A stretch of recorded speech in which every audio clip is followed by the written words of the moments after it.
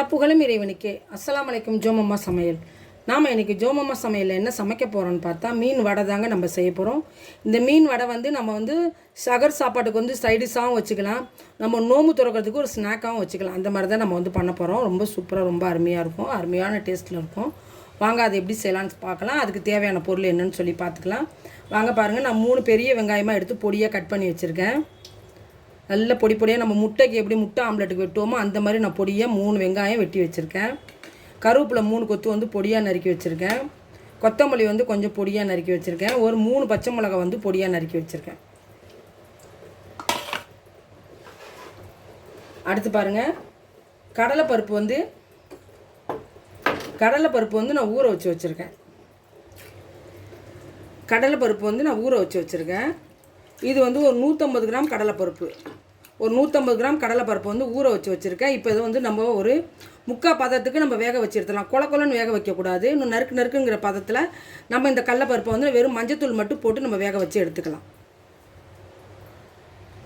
பாருங்கள், நம்ம மீன் வடைக்கு மீன் எடுத்துருக்கோம். பாருங்கள், முழு மீன் தான் எடுத்துருக்குறோம். இது சூர மீன்னு சொல்லுவாங்க. முழு மீன் எடுத்துருக்குறோம். இந்த மீனை நம்ம நல்லா க்ளீன் பண்ணிவிட்டு கட் பண்ணி மஞ்சத்தூள் உப்பு மட்டும் போட்டு நம்ம வேக வச்சு எடுத்துகிட்டு நம்ம இந்த மீன் வடை நம்ம செய்ய போகிறோம். இந்த மீனை வெட்டி வேக வச்சோம்னா இந்த மாதிரி இருக்கும் பீஸ். வேக வச்ச மீன் இந்த மாதிரி இருக்கும். மஞ்சத்தூள் உப்பு மட்டும் போட்டு வேக வச்சு நம்ம எடுத்துக்கணும். இது வேக வச்ச மீன் இது போல் தான் இருக்கும். நம்ம இந்த மீனை கட் பண்ணி வேக வச்சு எடுத்தோம்னா இது சூர மீன்.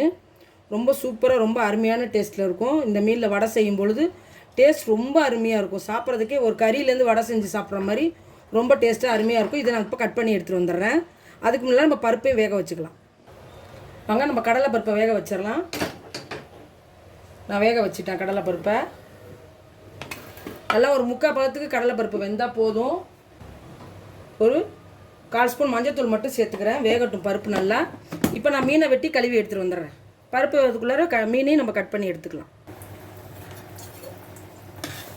வாங்க, நம்ம கடலைப்பருப்பு வேக வச்சுருந்தோம். தண்ணி கொஞ்சம் தான் வச்சுருந்தோம். ஏன்னா இது கடலைப்பருப்பு ரொம்ப முழுசாக வேக விடக்கூடாது. ஒரு அரை பக்குவத்துக்கு வெந்தாலே போதும். நம்ம மிக்சியில் போட்டு நம்ம தூள் தான் பண்ணுவோம். பாருங்கள், இந்தளவுக்கு நசுக்கிற அளவு வெந்தால் போதும். ஏன்னா நம்ம ஒரு மணி நேரத்துக்கு மேலே ஊற வச்சுருந்தோம் கடலைப்பருப்பு. அதனால் நல்லா உடனே நமக்கு இந்த மாதிரி ஆயிடுச்சு. போட்டு ஒரு 10 நிமிஷத்துலேயே நல்லா அப்படி வெந்துருச்சு. போதும், இந்தளவுக்கு வெந்தது போதும். இப்போ நம்ம கடலைப்பருப்பை இறக்கிட்டு தண்ணியை வடிகட்டிக்கலாம்.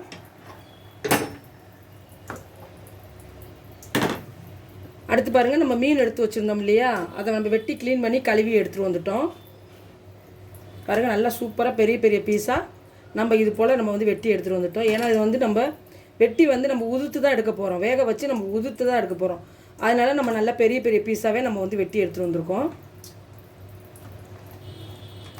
இந்த ஃப்ளஷை மட்டும் தான் நம்ம எடுப்போம். இந்த சதையை மட்டும் எடுத்து நம்ம எடுத்து தான் நம்ம வடை செய்ய போகிறோம். மீன் வடை செய்ய போகிறோம்.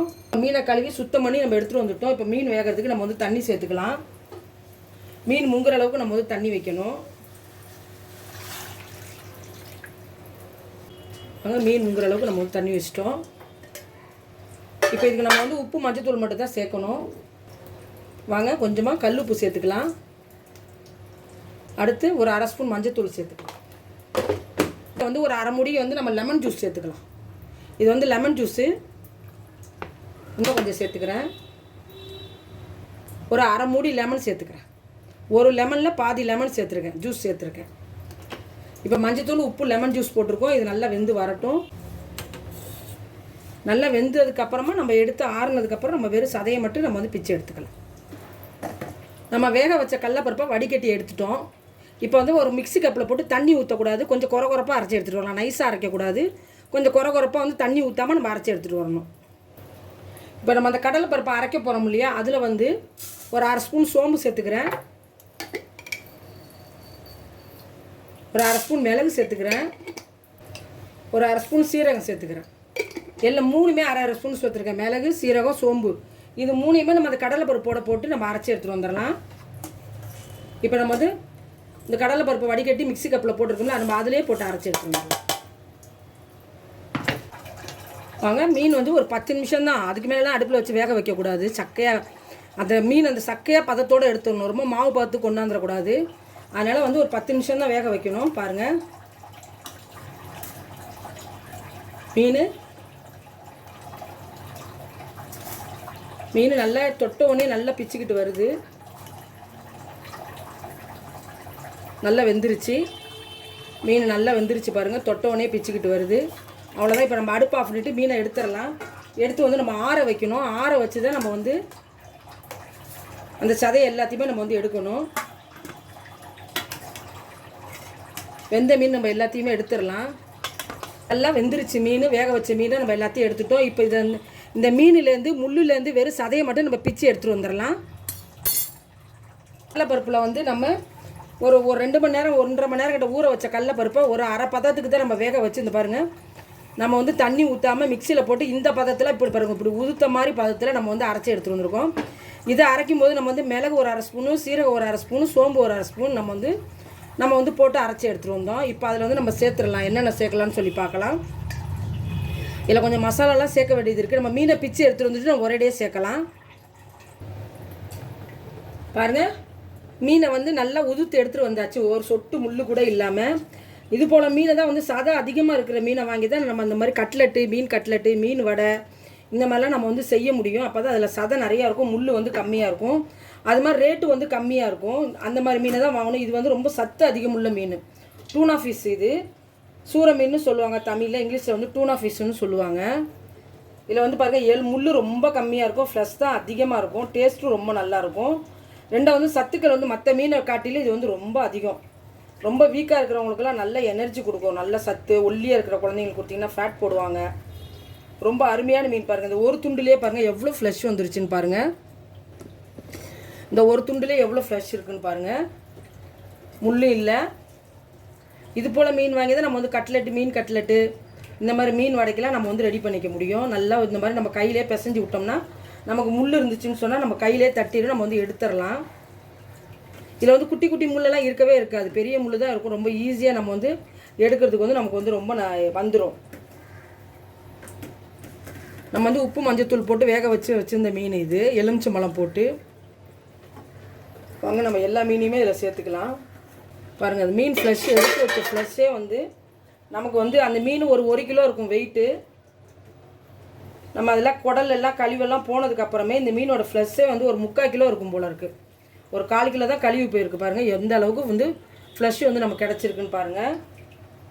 கையை வச்சு பார்க்கும்போதே நமக்கு வந்து கரெக்டாக முள் வந்து கையில் வந்து தட்டும். அந்த முள்ளெல்லாம் நம்ம எடுத்துடலாம். எடுத்துகிட்டு இப்படி நல்லா பிசைஞ்சு விட்டுக்கணும். நம்ம நல்லா பிசைஞ்சு விட்டுக்கலாம் கையில். பாருங்கள், நம்ம மீனை நல்லா மஞ்சத்தூள் உப்பு போட்டு வேக வச்சு நல்லா ஃப்ளஷ்ஷாக எடுத்துகிட்டு வந்துட்டோம். முள்ளே இல்லாமல் நல்லா கையில் உதுத்து எடுத்துகிட்டு வந்துட்டோம். பாருங்கள், மீனை எந்த அளவுக்கு சூப்பராக உதுத்து எடுத்துகிட்டு வந்துட்டோன்னு பாருங்கள்.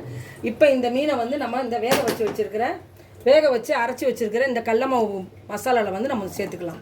நம்ம கடலப்பருப்பை வேக வச்சு மிளகு, சீரகம், சோம்பு போட்டு நம்ம மிக்ஸ் பண்ணிட்டு வந்து அரைச்சி எடுத்துகிட்டு வந்து வச்சுருக்கோம். தண்ணி ஊற்றாமல் இந்த மாதிரி உதிரியாக அரைச்சி எடுத்துகிட்டு வந்து வச்சுருக்கோம். இதில் இப்போ வந்து மீனை சேர்த்துக்கலாம்.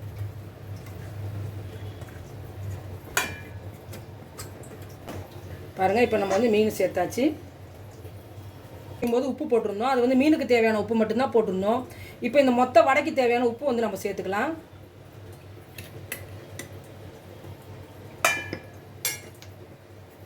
ஒரு 1/2 ஸ்பூன் மஞ்சத்தூள் சேர்த்துக்கலாம். கரம் மசாலா ஒரு 1/2 ஸ்பூன் சேர்த்துக்கலாம்.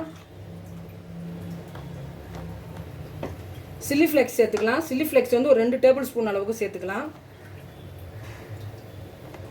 இது வந்து அரை ஸ்பூன் இது. அதனால் வந்து நான் 4 ஸ்பூன் போட்டிருக்கேன். இது போட்டால் வந்து 2 டேபிள் ஸ்பூன் கணக்கு. இது காரம் உங்களுக்கு தேவைக்கு ஏற்ப போட்டுக்கங்க. நீங்கள் காரம் சாப்பிட்றவங்கள தான் காரம் கூடுதலாகவே போட்டுக்கங்க. காரம் கம்மியாக சாப்பிட்றவங்க தான் காரம் கம்மியாகவே போட்டுக்கலாம். அடுத்து இஞ்சி பூண்டு பேஸ்ட் ஒரு 2 ஸ்பூன் சேர்த்துக்கலாம். இஞ்சி பூண்டு பேஸ்ட் வந்து கொஞ்சம் தாராளமாகவே சேர்த்துக்குங்க. இப்போ 1 ஸ்பூன் அளவுக்கு நான் வந்து லெமன் ஜூஸ் சேர்த்துக்கிறேன். லெமன் ஜூஸ் வந்து 1 ஸ்பூன் அளவுக்கு சேர்த்துருக்கேன். அடுத்தது நம்ம வந்து இந்த ஸ்பூன் அளவில் ஒரு 3 ஸ்பூன் அளவுக்கு நம்ம வந்து அரிசி மாவு சேர்த்துக்கலாம். 3 ஸ்பூன் அளவுக்கு இந்த ஸ்பூனில் வந்து நான் 3 ஸ்பூன் அரிசி மாவு சேர்த்துருக்கேன். அடுத்தது நம்ம வெட்டி வச்ச வெங்காயம், ஒரு 3 வெங்காயம் பொடியாக நறுக்கி வச்சுருந்தோம். வெங்காயம் ஒரு 3 பொடியாக நறுக்கி வச்ச பச்சை மிளகா, கருவேப்பிலை ஒரு 3 கொத்து பொடியாக நறுக்கி வச்சுருந்தோம். கொத்தமல்லி வந்து ஒரு 1/4 கட்டுக்கிட்ட நம்ம பொடியாக நறுக்கி வச்சுருந்தோம். இது எல்லாத்தையும் இப்போ நல்லா நம்ம இப்போ வந்து மிக்ஸ் பண்ணி எடுத்துக்கலாம்.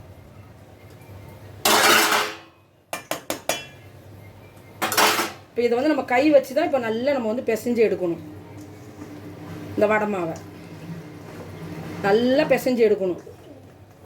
ரொம்ப அருமையான மீன் வடைங்க, ரொம்ப டேஸ்டியாக இருக்கும். இதில் நீங்கள் கட்லெட்டுக்கு இது நீங்கள் உருளைக்கிழங்கு மட்டும் சேர்த்திங்கன்னா இது வந்து மீன் கட்லெட்டு. வெறும் உருளைக்கிழங்கு மட்டும் வேக வச்ச உருளைக்கிழங்கு மட்டும் நீங்கள் சேர்த்திங்கன்னா இது வந்து மீன் கட்லெட்டு. வாங்க நம்ம மீன் வடைக்குள்ள மாவை எவ்வளோ சூப்பராக பிணைஞ்சு எடுத்துகிட்டு வந்துட்டோன்னு பாருங்கள். சூப்பராக இருக்குன்னு பாருங்கள். நம்ம இவ்வளோ வடையும் நம்ம இன்றைக்கே செய்ய போகிறது கிடையாது. இவ்வளவும் ஒரே நாளில் நமக்கு வந்து காலி ஆகாது. நம்ம வந்து எடுத்து வச்சுக்கலாம். ஒரு பகுதியை இன்னொரு நாளைக்கு பொரிக்கிற மாதிரி எடுத்து வச்சுக்கலாம். இன்னொரு பகுதி வந்து உருளைக்கிழங்கு மட்டும் வேக வச்சு இதோடு சேர்த்து கட்லெட்டாக நம்ம வந்து எடுத்து வச்சுக்கலாம். ஒரு பகுதியை வந்து நம்ம வந்து மீன் வடையை நம்ம வந்து பொரிச்சிக்கலாம். பாருங்கள் எவ்வளோ சூப்பராக இருக்குன்னு பாருங்கள். ஒரு சொட்டு எண்ணெய் கூட குடிக்காதுங்க, அவ்வளோ ட்ரையாக இருக்குது. நம்ம பொரிக்கும் போது நல்லா இப்படி இப்போ எடுத்து பொரித்து இப்படி நல்லா அழுத்தம் கொடுத்து இப்படி நல்லா உருண்டை பொரித்து நம்ம வந்து இந்த மீன் வடையை வந்து நம்ம வந்து பொரிக்கணும். இந்த மாதிரி நம்ம வந்து மீன் வடையை வந்து நம்ம வந்து பொரித்து எடுக்கணும். எண்ணெயே குடிக்காது, நல்லா ட்ரையாக ரொம்ப சூப்பராக இருக்கும். நான் வந்து மீன் கட்லெட்டுக்கு எப்படி செய்கிறதுன்னு சொல்லி காட்டுறேன் பாருங்கள். ஆல்ரெடி என்கிட்ட வந்து உருளைக்கிழங்கு வேக வச்சது இருக்குது. அதை இதோட மிக்ஸ் பண்ணி நான் எப்படி செய்கிறதுன்னு சொல்லி காட்டுறேன் வாங்க. இப்போ நம்ம மீன் வடைக்கு எடுத்து வச்ச மீன் வடை மாவை நம்ம வந்து கொஞ்சம் எடுத்து சேர்த்துக்கலாம். சேர்த்தாச்சு. இதில் நம்ம வந்து உருளைக்கிழங்கு வேக வச்ச உருளைக்கிழங்கு இருக்குது பாருங்கள், அதையும் நம்ம இப்போ சேர்த்துக்கலாம்.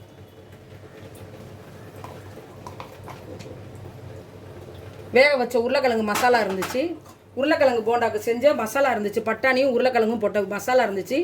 இப்போ அந்த மசாலா வந்து இதில் சேர்த்துருக்கேன். இப்போ இது வந்து கட்லெட்டுக்கு இது நல்லா பிசைஞ்சு எடுத்துக்கிட்டோம்னா இது வந்து நம்ம வந்து மீன் கட்லெட்டில் வந்து நம்ம வந்து செஞ்சிடலாம்.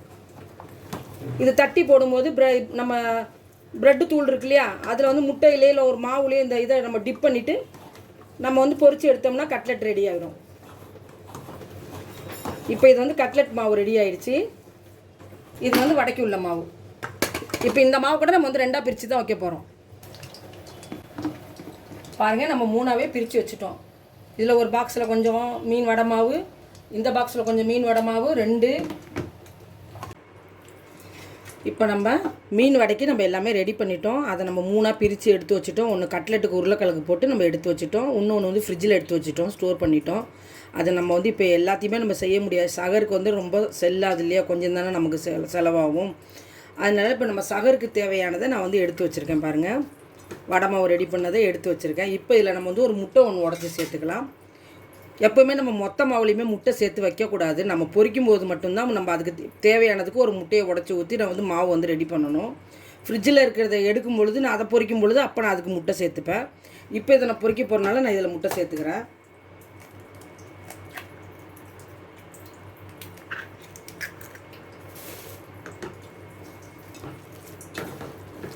உதிராமல் நல்லாயிருக்கும். நம்ம உப்பெல்லாம் கரெக்டாக இருக்கும். நம்ம முதல்ல போட்ட உப்பே வந்து எல்லாமே இதுக்கு வந்து கரெக்டாக இருக்கும். அந்த மாதிரி இருக்கும்போது போட்டிங்கன்னா வடை வந்து பிரிஞ்சிரும். இந்த மாதிரி முட்டை போட்டதுக்கப்புறம் போட்டால் தான் உங்களுக்கு வந்து வடை வந்து பிரியாது. எப்போவுமே நம்ம சுட போடுறதுக்கு முன்னால் முட்டை போடுங்க. முதலே போட்டு கலந்து ஃப்ரிட்ஜிலலாம் வைக்காதீங்க.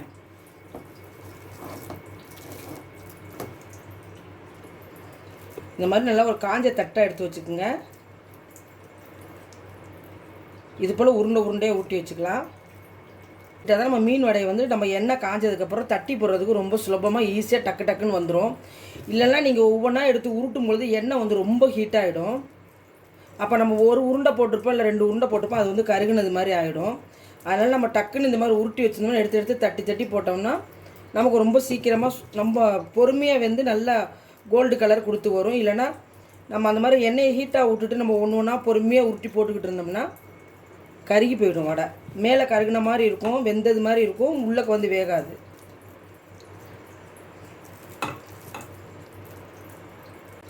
இந்த வடை மாவு உதிர்ந்து போகாமல் இருக்கிற பைண்டிங் ஏஜென்ட்டே மெயின் வந்து உங்களுக்கு வந்து முட்டை தான்.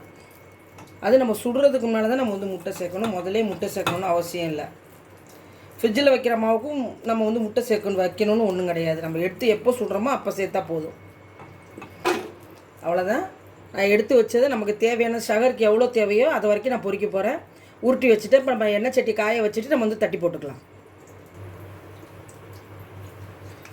வாங்க, எண்ணெய் வந்து சுட்டுருச்சு, ரொம்ப காய விடக்கூடாது. இப்போ நம்ம வந்து வடையை வந்து தட்டி போட்டுக்கலாம். நம்ம உருட்டி வச்சுருந்தோம் இல்லையா, அதை வந்து நம்ம ஒன்று ஒன்றா வந்து தட்டி போட்டுக்கலாம். இது போல் வடை ஷேப்பில் நம்ம வந்து தட்டி போட்டுக்கலாம். எண்ணெய் ரொம்ப சுட்டுருச்சு. இப்போ நம்ம தீயை கொஞ்சம் கம்மி பண்ணிக்கலாம். போதும், ரொம்ப கிட்ட கிட்ட போடக்கூடாது, உடஞ்சிரும். அதனால் வந்து நான் இப்போ பாதி போட்டிருக்கேன், மிச்சம் பாதி இருக்குது. இதை போட்டு எடுத்ததுக்கப்புறம் நம்ம அதை மிச்சத்தை போட்டுக்கலாம். வடை எவ்வளோ சூப்பராக இருக்குன்னு பாருங்கள். நம்ம மெதுவாக திருப்பி விட்டுக்கலாம். திருப்பி விட்டாச்சு. நல்லா கோல்டன் ப்ரௌன் வர வரைக்கும் வேகட்டும். ரொம்ப வேகணும்னு அவசியம் கிடையாது, ஏன்னா மீன் வெந்தது தான், எல்லாமே வெந்தது தான். அதனால் வந்து கடலைப்பருப்பு வெந்தது தான். அந்த வெங்காயம் அதெல்லாம் கொஞ்சம் வேகிற வரைக்கும் நல்லா கோல்டன் கலர் வர வரைக்கும் வெந்தால் போதும். கருப்பாக வர வரைக்கும் வேக விட வேணாம். பார்க்குறதுக்கு நல்லா இருக்காது, சாப்பிட்றதுக்கும் நல்லா இருக்காது. தீயை விட்டுறக்கூடாது. நல்லா கோல்டு கலர் வந்தோன்னா நம்ம எடுத்துடலாம்.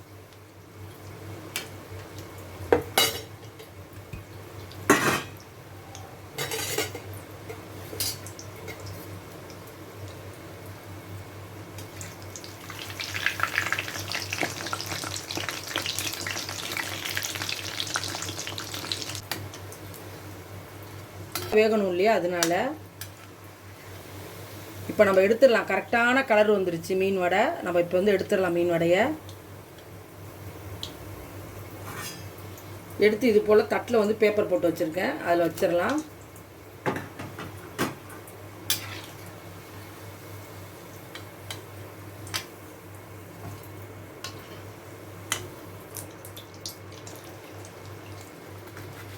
வடை பாருங்கள் எவ்வளோ சூப்பராக எவ்வளோ அருமையாக வந்திருக்குன்னு பாருங்கள்.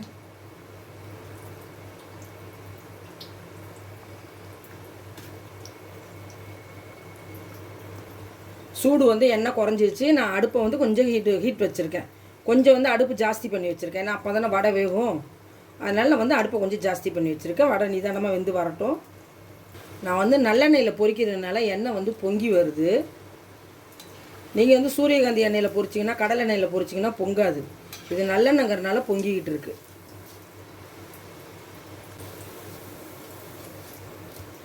வடை சூப்பரான கலரில் வந்துருச்சு. நம்ம இதையும் எடுத்துடலாம். அப்புறம் கலர் வந்து ரொம்ப டார்க் ஆகிடும். சூடு ஆறிட்டாலே உள்ளே நல்லா வெந்திருக்கும். இப்போ நம்ம சூடோடு பார்த்தோம்னா வேகாத மாதிரி தெரியும். சூடு ஆறுனதுக்கப்புறம் பார்த்திங்கன்னா மீன் வடை வந்து ரொம்ப சூப்பராக ரொம்ப அருமையாக வந்திருக்கும். வாசனையாக இருக்குங்க, அவ்வளோ அருமையான வாசனையாக. ரொம்ப ஸ்ட்ரென்த்தியான, ரொம்ப சத்து உள்ள ரொம்ப டேஸ்டியான மீனுங்க இது. அது ப்ரைஸும் வந்து ரொம்ப சீப் அண்ட் பெஸ்ட்டான ப்ரைஸாக தான் இருக்கும். இந்த மீனோட விலையும் ரொம்ப உடம்பு ஃபிட் பண்ணுறவங்க, எக்ஸசைஸ் பண்ணுறவங்களாம் இந்த மீன் வந்து சாப்பிடுவாங்க. இந்த டூனா ஃபிஷ் சாப்பிடுவாங்க. ஏன்னா இது வந்து ரொம்ப எலும்பு கம்மியாக, சதை வந்து ரொம்ப இறுக்கமாக இருக்கும். அந்த மீனே வந்து ஒரு இறுக்கமான ஒரு சதையாக தான் இருக்கும். நம்ம இந்த மாதிரி வடைலாம் வந்து செய்கிறதா இருந்தால் வந்து ஃப்ளஷ் வந்து நிறைய தேவைப்படும். முள் இருக்கிற மீனில் வந்து ஃப்ளஷ் வந்து ரொம்ப எடுக்க முடியாது. இந்த மாதிரி இருக்கிற மீன்லேருந்து நம்ம வந்து ஃப்ளஷ் எடுத்து வடை செய்ய முடியும். இந்த வீடியோ உங்கள் எல்லாருக்குமே ரொம்ப பிடிக்கும்னு நினைக்கிறேன். ஷகர் நேரத்தில் சாப்பிட்றதுக்கும், சாயந்தரம் ஸ்நாக்ஸுக்கு, நோம்பு துறக்க செய்கிறதுக்கும், கட்லெட்டுக்கு எல்லாத்துக்குமே ரொம்ப சூப்பராக அருமையாக இருக்குது. இந்த மசாலா வச்சு நம்ம சம்சா செய்யலாம், ரோல் செய்யலாம், எல்லாமே செய்யலாம். இந்த வீடியோ உங்கள் எல்லாருக்குமே ரொம்ப பிடிக்கும்னு நினைக்கிறேன். இந்த வீடியோ உங்களுக்கு பிடிச்சிருந்தா லைக் பண்ணுங்கள், ஃப்ரெண்ட்ஸ் அண்ட் ஃபேமிலிக்கு ஷேர் பண்ணுங்கள், நம்ம சேனலுக்கு சப்ஸ்கிரைப் பண்ணுங்கள், பெல் ஐக்கானை கிளிக் பண்ணுங்கள். தேங்க்யூ.